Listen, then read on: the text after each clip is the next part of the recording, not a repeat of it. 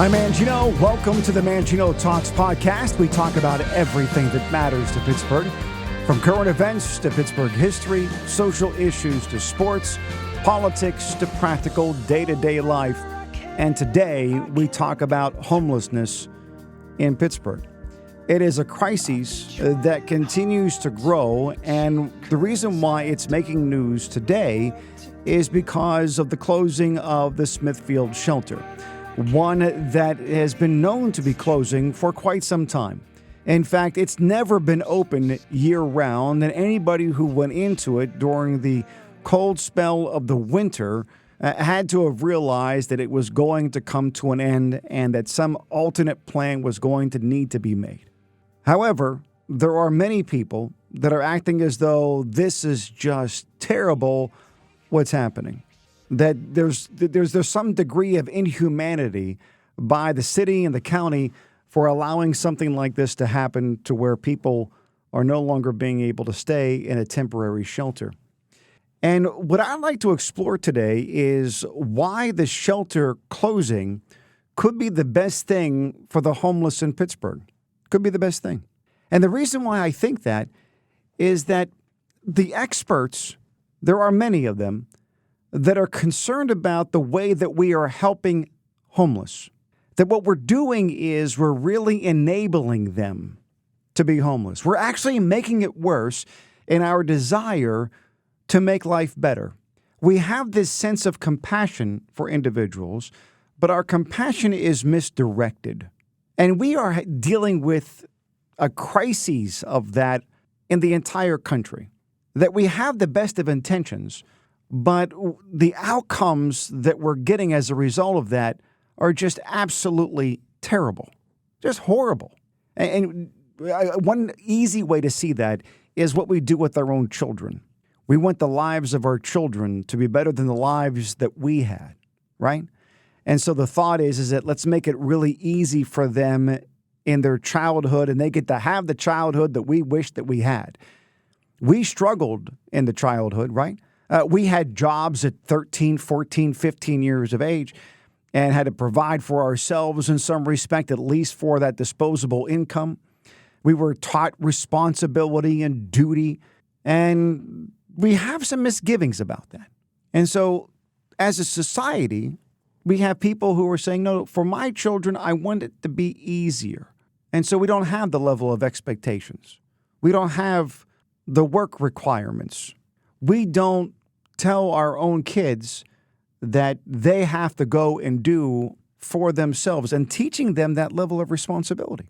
And so as a result of that, we have fewer young people who are engaged in work.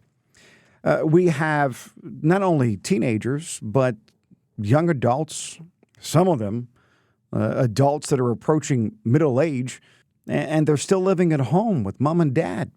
I know people who are in their 30s, pushing 40 years old, will not hold down a full-time job. Will not. And then the parents enable them to not and make up all kinds of excuses for why they can't. And so the kids, they're living in their parents' basements. And I'm wondering if we're doing the same thing when it comes to our homeless in Pittsburgh. And not only here, but around the country. That we feel bad for these individuals that are suffering from addiction, that have mental health challenges. And I think it's right to have compassion for them. I think it's right to look at individuals like that and take pity on them. But it doesn't do them any good to just enable them to stay where they are. It's like finding somebody in a pit, and then as you come across them, the thought is, oh, wow, the poor soul is in a pit. They're 20 feet down. What should we do? Well, we could throw down a rope and help them pull themselves out of that pit and then go back on to a life as everybody else leads. You know, you go and you work and you do and you provide for yourself and for your family. But instead, we have this mindset now of, oh, wow, you're in the pit. So here, let me throw you down some food. Let me give you some clothes while you're in the pit. Oh, you like to drink? Okay. Then here's some alcohol for you as you're in the pit. some drugs for you. You can, and you know what? I want you to do it safely. So I tell you what, I'll hand you fresh needles. You throw up the old ones. That way, you're always dealing with clean needles. That's what we're doing now, without any expectation of the individual wanting to come out of that state or requirement. There are people who have been dealing with homelessness, and they've been addressing this issue for decades, 100 years or more. And they acknowledge that the best way to confront homelessness and to deal with homelessness is to make requirements, have expectations of the individual who is going to get the help to fulfill some level of obligation in order to get that. Because you don't want to leave them in their homelessness. You want to bring them out of it. I'll never forget a dear man, he's since passed on, Reverend Dixon Marshall, who ran the City Rescue Mission in Newcastle for decades. And his calling in life was to deal with homeless men and the alcoholism, the drunkenness that they were dealing with. And he had very clear rules. There will be no alcohol in the mission. Not only alcohol that you would think to drink, there will be no alcohol that you could drink even though it isn't safe to drink, like rubbing alcohol, colognes, things along those lines. He told me the story of men that would cut gasoline with milk in order to try to get some aspect of intoxication from the gasoline. That's how bad off some of these men were. But while they were staying there were expectations. You were going to engage in self-improvement behavior. As a city rescue mission, there was a religious aspect to that. But there was also a work aspect to it as well. And he had programs set up for men to go and work. Because the goal wasn't just to provide somebody a place to sleep at night. It was to help them regain their lives. And so by working for the City Rescue Mission and doing it on a daily basis, regular basis, they would then be able to show themselves worthy of some opportunity of employment outside of the mission, to be able to earn a living once again, and then get back on their feet. And the homelessness issue today, it just seems as though what we're focusing on is how do we make it so that the homeless are as comfortably homeless as they can possibly be. We want to give them new, beautiful places to be able to live in so they're comfortable. Are there expectations of them? Oh, no, you can't expect anything of them. They are almost as though they're children, infants even.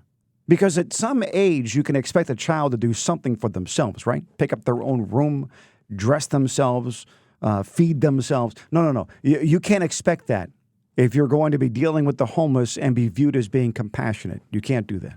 Because if you were to have these expectations, then you're lacking compassion.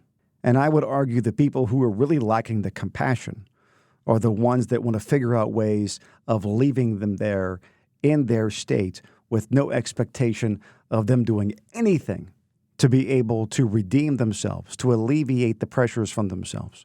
So as we're looking at the closing of Smithfield and this shelter and wondering what will the city do, what will the county do, I think what we need to be doing is calling upon the homeless people themselves.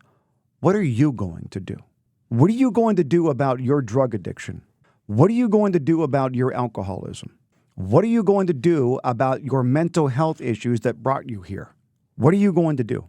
And we're not even talking yet about the anywhere from 5, maybe 10, 15% of the people who are homeless in Pittsburgh that absolutely choose to live this lifestyle. They're referred to as urban campers. They have homes. In fact, they have homes in our own community, but they want to go and live like this. They want to live on the streets. And the more comfortable we make it for them to live on the streets, the more they're going to stay there. Instead of, nope, we're not doing that for you. You need to get back into some semblance of reality here. You need to go home. You need to get yourself a job, get an education if you don't have one, get some training, go work, This is what life is really like. But it's true. Give or take 5%, about 10% of the homeless in Pittsburgh, actually just urban campers. That's all. There's a reference to Valerie Gordon in this piece. She's homeless. And she says that because of the shelter closing, that she doubts that she'll be able to stay in Pittsburgh. I can't find a place to live here. I will be leaving next month if I don't find a place here. I mean, what am I supposed to do? What do you mean, what are you supposed to do? You're supposed to be making a plan to no longer be homeless. You're supposed to be putting forward something, reaching your hand out for help so that you are no longer homeless, not expecting people to make your homelessness more comfortable. That doesn't make any sense to me. Doesn't make any sense at all. I mean, does it to you? Let me ask you this. It was brought up by the executive director of the Light of Life Rescue Mission, Gerald Gilliam. And he likens the homelessness issue to a family where you have someone in the family that is going to choose to be in the backyard, going to sleep in the tent. I'm not going to bother using the bathroom in the house. I'm going to go out here wherever I decide I want to go. And instead of coming into the house to get food, I'm going to walk the streets and knock on neighbors' doors and ask them for food. Now, what mother or father would look at someone like that and say, okay, fine, you go ahead and do what you need to do. And I'll do what I can to make it as comfortable as possible. Do you have a four-season tent, right? Can I get you a sleeping bag? Those kind of things to make it comfortable for you out there. No. Any truly loving parent would then engage with that child, if you will, in such a way to get them the mental health help that they need, the counseling that they need, to be able to get back on the path to a productive life. And we're just not doing that. We're not. And so we're looking at what some people are saying as is described in the Post-Gazette story, an uncertain future. And they're concerned regarding the city's care of the unhoused and to what extent the city is doing a good job in addressing that. Some are saying that with the closing of Smithfield, it's a life and death situation. And as much as there is a concern about a life and death situation, I'm going to guess it ought to matter more to the individual who is going to go experience this life and death situation than it should matter to anybody else. I've said this a lot on the radio because I've said this countless times to my own daughter. It's got to matter more to you than it does to me. If it doesn't matter enough to you to do something about it, it doesn't matter enough to me to do something for you about it. There are people who need to hit a rock bottom, and what we're doing is keeping people from hitting that rock bottom. There's also the concern of a life and death situation when it comes to the homeless in Pittsburgh in the first place. To what extent is this aggressive panhandling going not just give me money and throwing out verbal insults, but the potential for physical assault and the individuals who are just trying to live their lives by living, and I mean people living downtown who choose to live there, going to work every day and not feeling as though they should be verbally assaulted, that they should be panhandled in an aggressive manner, just wanting to go to work and live peaceably. And what's happening is that individuals who want that for themselves, I want to be able to go from A to B downtown and do it in a peaceful manner. Somehow they are in the wrong for wanting that. They're in the wrong for calling upon city government to provide that, county government to provide that. They're insensitive. They're not caring. They're heartless. They're cruel because all they want is to live a peaceful life. And so Mayor Gainey's administration said back in April that the administration is still struggling to address homelessness and is seeking more shelter beds. Last month, City Council released plans to increase the amount of transitional housing in Pittsburgh. I'll guarantee you this. The more housing you build, the more homeless you are going to have. It's true. The more you build, the more will come. It's housing of dreams, if you will. Because just the housing isn't the issue. But this is what they're choosing to do. This is how they're opting to address this. One of the reasons why they closed the Smithfield facility is because lack of a central cooling system, which is just absolutely hysterical to me. It's one thing to tell people, okay, we're going to provide you heat because you can die from the exposure to cold, right? But do you realize that Pittsburgh, for most of its existence, was not air-conditioned widely, if at all? And so now all of a sudden, the homeless have to be provided their own creature comforts of air conditioning on top of this? I wonder when we'll start providing, I don't know, a room service, huh? Maybe, right? There's a concern that some have that the shelter's closure will complicate any efforts to address the concerns of people living outdoors. Activists like Lorenzo Rulli disappointed that DHS didn't uphold its commitment to find shelter for people before shutting it down.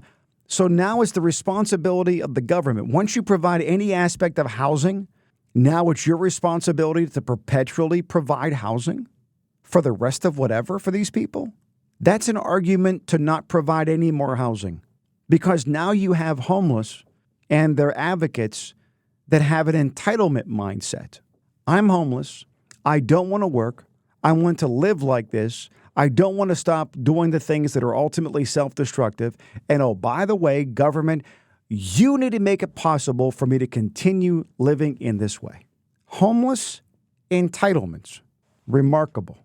They go on to say that the whole problem is that they're displacing people on purpose as opposed to trying to find better spaces or more resources.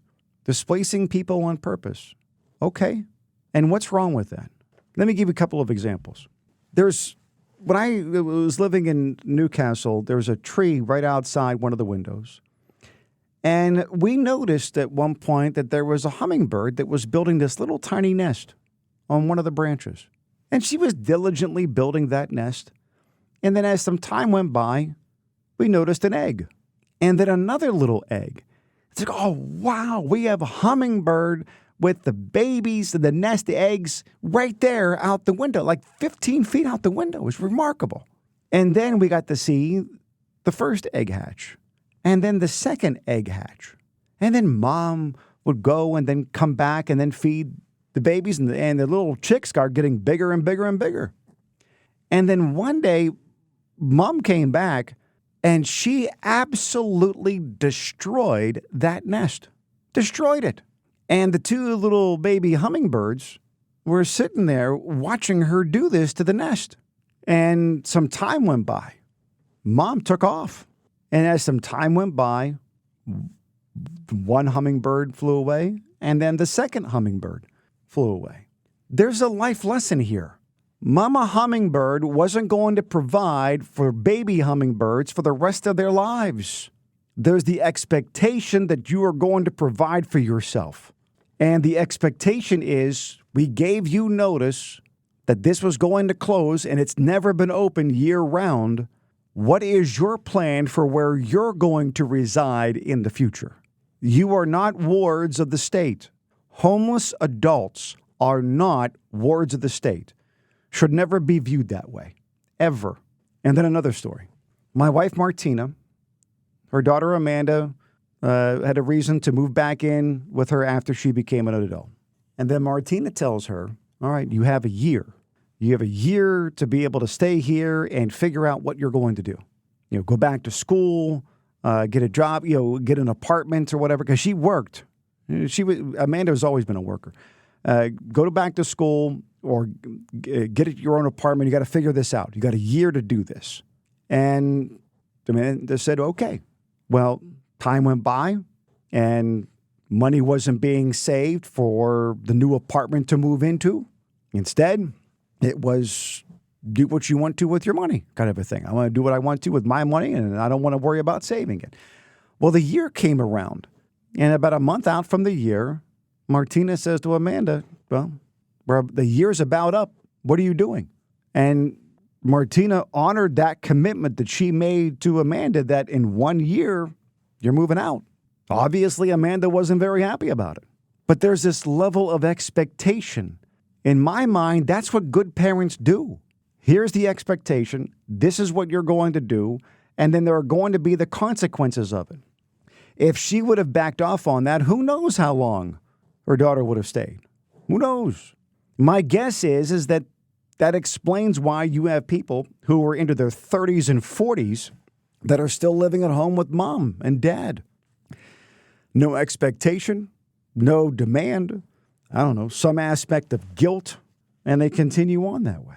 So when it comes to homelessness here in Pittsburgh, one of the things that's being talked about is how to implement best practices. Best practices. The best practice should always be, how do you get people out of their homelessness? How do you make it so that it's not comfortable or too comfortable to be in this state, so that you give people the proper motivation that they need to save themselves, to put that hand out for the help that they need to get over whatever it is that they're dealing with, to seek the medical care, to get the medication that they need for their mental health issues, to get the counseling that they need for their mental health issues, to get off of the drugs, to put down the bottle. How many of us have had family members that have dealt with addiction, and through our desire to be compassionate and loving, you talk to drug counselors, addiction specialists, and I have over the years, and our desire to do well by our loved ones, so oftentimes what we do is just make it worse. And that's the concern that I have for homelessness in Pittsburgh. And not only Pittsburgh, but all over the country, that we're helping make it worse. We're helping people stay in their homelessness, continue in their self-destructive ways, and then develop within them an entitlement mindset that they have the right to live this way, and that the government, the taxpayers, have an obligation to fund them in this life that they are ultimately choosing for themselves. At what point do we go back to the tried and true methods of dealing with homelessness that people like Executive Director Gerald Gilliam have been implementing at the Light of Life Rescue Mission and rescue missions all over the country for a century, if not more? You have to have expectations. You have to hold people accountable. You don't allow adults in America to live as though they are incapable of taking care of themselves and then justifying that behavior. It just can't continue on. You've been listening to the Mangino Talks podcast. Thank you very much for doing so. New episodes drop Monday through Friday at 3 p.m. Eastern. For more on me, the show, and anything you want me to talk about, be sure to visit manginotalks.com and send me an email. Follow me on your favorite social media platforms by using @ManginoTalks, or you can just Google Mangino Talks. And once you find me, please like, follow, subscribe, and share the pages with your friends and family. And thanks again for listening to the Mangino Talks podcast.